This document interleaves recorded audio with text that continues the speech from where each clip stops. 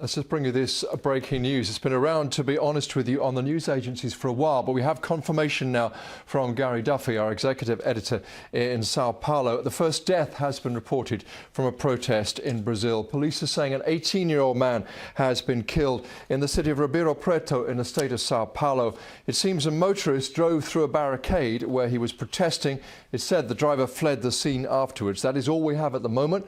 We'll bring you more as soon as we can get it. Well, Daniel Acosta has been protesting this evening in Sao Paulo. We can speak to him now on the webcam. Daniel, good to talk to you.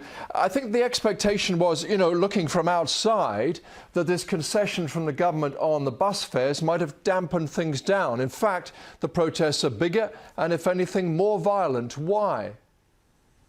Well, like these people were saying, it's not just about 20 cents. That was only the top of the tip of the iceberg.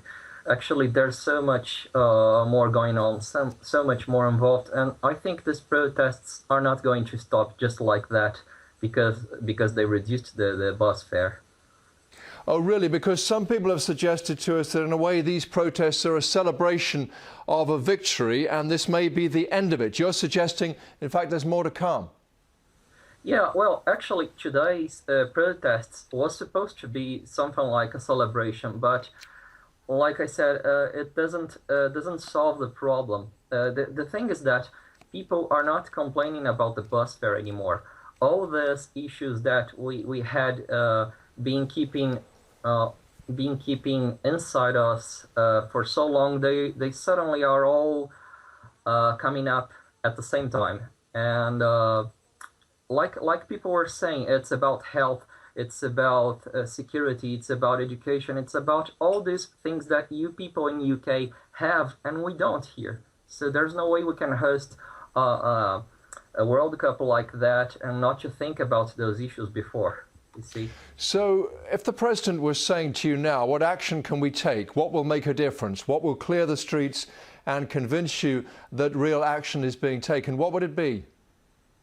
Okay, in my personal opinion, we would have to start almost everything from scratch again. We would have to change the political system and especially the tax system because it's unbearable. We can't stand this anymore. I even get kind of sentimental when I hear people saying those things on the streets. It's this is amazing. We are actually starting to move as a country. People are actually shouting. We are saying, look, we can't stand this anymore. And now they begun to listen to us, and that's great. Daniel, you say that, but you must know how it looks to people outside. People considering coming to Brazil for the World Cup, for instance, will be thinking again. Yeah, certainly, and they should, honestly, because you see, the main point is think a little bit with me. If we can't guarantee our own security here in Brazil, how are we supposed to guarantee your security when you come here to the World Cup? You see, there's a big problem about it.